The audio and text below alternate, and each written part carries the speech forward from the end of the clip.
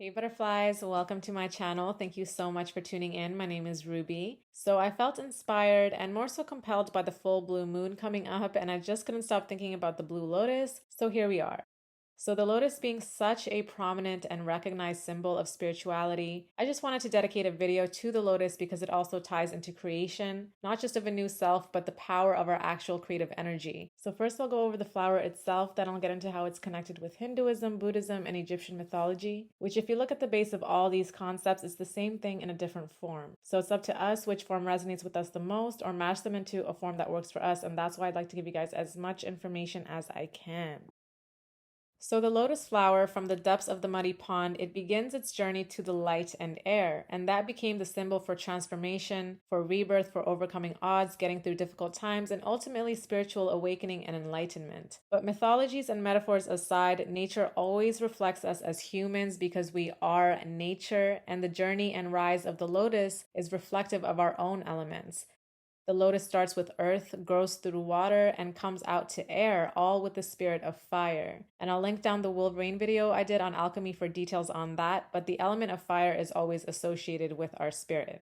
So just keep that in mind because our creative fire harmonizing with our living waters is what creates the blossoming of our lotus. And in a simpler translation, this is the relationship between our masculine and feminine energies, but it's all through the sacral chakra. The visual of this would be the sperm and the egg. The phallus is connected to the root chakra for men, but when the process of creation actually happens, it's all within the sacral chakra, which is the womb or the living waters. So let's start with Hinduism, where the concept of karma and the chakras originate. So in Hinduism, the 8 petals of the lotus represent the 8 cardinal points ruling the 8 quarters of the universe: north, east, southwest, northeast, northwest, southeast, southwest. It's also a symbol for the chakra system where each petal represents the subtle energy of each chakra as it spirals invisibly from within the body. So there are 7 chakras, but the 8th petal is said to be the merging of the crown with the divine, which I didn't find clarification on, but it sounds like the soul star, which I just did a video on, so I'll link that down below. But basically in the concept of as above, so below, I would view the soul star as the above, the heavens, the universe, the celestials, whatever resonates with you. And just FYI, there is an earth star that would be the so below, where we draw in earth energies. But it's through this balance and harmony of all the chakras, all aspects of self, which starts at the root and rises up to the crown. This is a very important basis that cannot be overlooked because even though the lotus is associated with the opening of the crown, it isn't possible without the connection to our root chakra, which gives us that stability to rise through all other chakras. And I shouldn't say it isn't possible because it definitely is, but just like with anything, a strong foundation is necessary or it's a recipe for destruction, right? Just like the lotus can't skip starting from the mud and rising through, we shouldn't just jump to opening the lotus, the crown, just because it's the pretty presentation. The roots and the stem are just as important to uphold that crown. So it can create a very unhealthy imbalance to go straight to connecting with above while we're detached from our below, which is the here and now, and most importantly, our body. So this is said to be attainable only by those who have reached the highest state of enlightenment. Just as the lotus flower rises from the depths of darkness to light, so too the mind develops and awakens through our own muddy waters to the transcendent realm. So Hindu gods and goddesses are always seen sitting on or holding a lotus flower, and Vishnu is described as the lotus-eyed one because it connects heavily to the crown chakra, which is actually also referred to as the thousand-petaled lotus, the center of cosmic consciousness and spiritual illumination. And then there's the depiction of the god of creation, Brahma, who emerges from a lotus in Vishnu's navel. And remember, the navel is the sacral chakra, which is the center of creation, sexuality, pleasure, and emotions. So keep that in mind because I'll be circling back to this.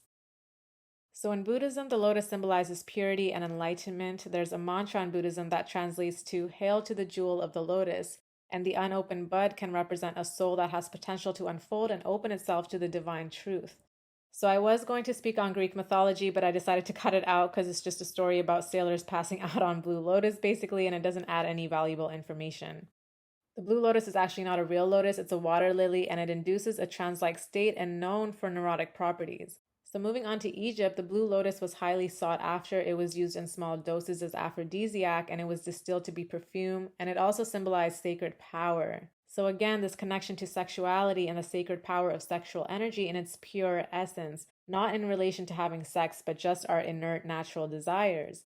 Let me first get into what the rising of the lotus symbolized in Egyptian mythology. So for the Egyptians, this symbolized both the rising of the sun and creation. It's a long story, but basically the setting of the sun symbolized our darkness, the dualities, and the fears that we face, and the rising of the sun symbolizes the rise from the darkness to light, and the rise or rebirth of our consciousness when the past one dies. Because that death isn't in vain, it becomes a seed. So as long as we water it and tend to it, it will be reborn, just like the lotus.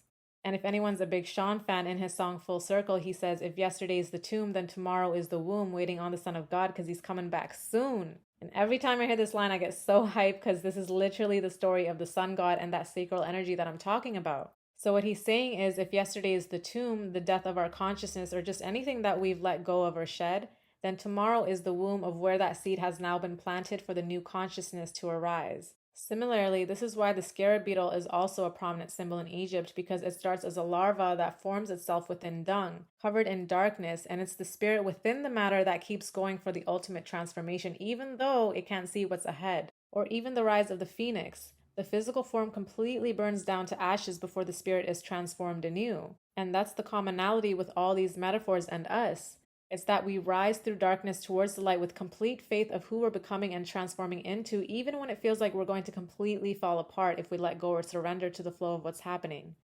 And that trust within self, within the universe, is the ultimate test, because most of us are raised to believe that we have to see it to believe it, instead of believing it, which then leads to seeing, clarity, and intuition. I'd also like to point out that for the Egyptians, that mud and water is also primal energy. And I spoke about the primordial energy a bit in my last video, but these are the 4 elements as water, fire, air, and earth, and there's 8 of them to represent both masculine and feminine aspects, but each couple is one element. These elements and primordials are foundational principles in occult knowledge. As I said, in Hinduism, they reference the 8 petals as the 8 chakras, and disclaimer, the following information is a connection I'm making on my own, but it seems like the 8 petals for the Egyptians can also represent the 8 primordials, because the primordials themselves are depicted as rising from the primeval mud, and so the lotus is connected to that primal energy as it emerges from the primeval waters.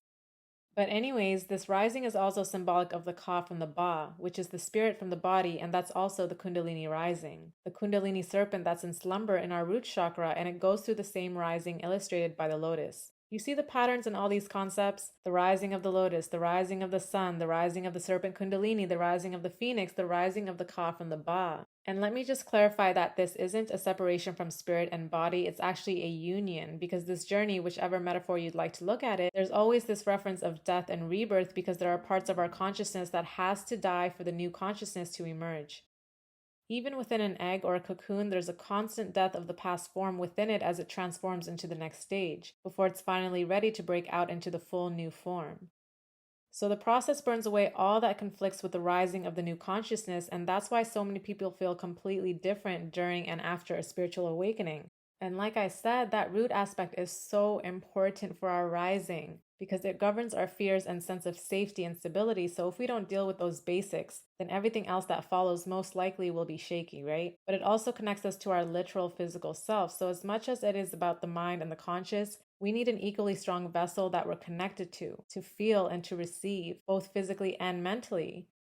Because sometimes the truths that are revealed to us can be a lot to handle. And once we are exposed to the truth, there's no unseeing it, okay? There's no going back. So our root chakra, our connection to our physical being and self, supports the energy that is being integrated and to bring that energy back down into us. The physical and spiritual are not separate, and that's the whole concept of as above, so below. We're the micro reflection of that concept because we are both above and below. We are heaven and earth. We are the stars and the elements. The lotus was also associated with whatever, fuck it. So let's get to the juice, okay? This divine lotus is known as the purest essence distilled from fire and water. This is our creative fire intertwining and harmonizing with our living waters. What does this mean? So our creative fire are our desires and passions, and the living water is our emotional depth that allows for the birth of that creation. And like I said, the visual is the creative fire as the semen and the living water as the egg or womb. And both of these things reside in our sacral chakra, which is the literal womb area for women. Biologically, we have a larger sacral chakra, just as the masculine has a larger root chakra. Women are a vessel of sensual, erotic, and healing energy, and that is the power of our womb. You'll notice historically that creative males have a muse, and they connect to creative energy through women. Even when they have a hard time expressing their emotions, they tend to crave sex because that feminine womb offers more than just sexual pleasure. It's an energetic exchange with authentic feeling. But of course, the conscious state of the woman herself affects the energy of the womb. In the same way that sex can empower women, it can just as easily be disempowering depending on the man. Ultimately, it's the effect of the healed or unhealed person. Disclaimer, this doesn't mean men can't be creative without women or women can't be empowered by themselves, but I'm just explaining overall dynamics because as within, so without. So that external relationship is also reflected within us. So I say all that to say we want our creative fire, our seed, our ideas to be empowering and purposeful in itself. And we want our living waters, our creative center, to be alive, not numbed with apathy and in a state of savage behavior which lacks empathy, okay? So that the sacral center can nourish that seed and water it with life, emotionality, pleasure, and creativity. We all have both chakras, and the sacral is the hub of our creative, sexual, and emotional energies. So all these three things are intimately connected with each other. So when we experience creative blocks, there's a high chance that there's stagnancy in our emotional or sexual energy. The root chakra is the masculine stability and safety, and also where the Kundalini serpent sleeps. But it's through the stirring of the sacral feminine energy that actually gives rise to the serpent. This union between the chakras or these energies is the Shiva and Shakti, or yin and yang, masculine and feminine. And the sacral is so demonized and suppressed when it comes to pleasure, especially with women. The suppression can definitely start with sexuality, but it's so much more than that because then you start suppressing other natural instincts and desires without even realizing it. Some religions, desire is basically the devil because it leads to temptation, which leads to people who just can't surrender to pleasure because they're scared and fear has been instilled in them.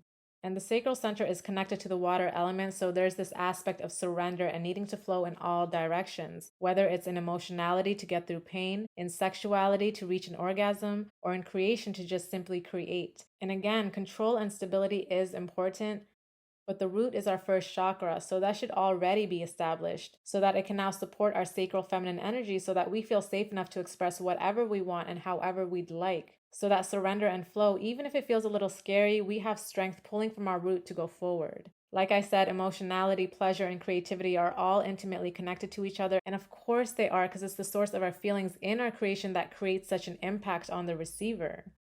Personally, nothing makes me feel as deep and connected as music does. My soul just flies with music. Whether I'm in a happy place, sad, angry, loving, motivational, spiritual, sexual, cocky, whatever it is, there's a song for it that will connect me deeper to that energy. But my point is, creating through the flow of our pain helps us transmute that energy. Because sometimes it's beyond feeling it, moving past it, and just forgetting about it. Sometimes our body, our soul yearns to express what we're feeling through creation. And full moon energy support our release of the past, especially with its influence over the body of water, whether that's the ocean or the living waters within us. And it's a good time to flow, surrender, and create in that state of rest, especially right now with the full blue moon coming up, a rare second full moon in 1 month. So do with this information as you will. I hope it helped you in some way. Thank you so much, butterflies, for spending your time with me. Stay flying free, and I'll see you next time. Bye.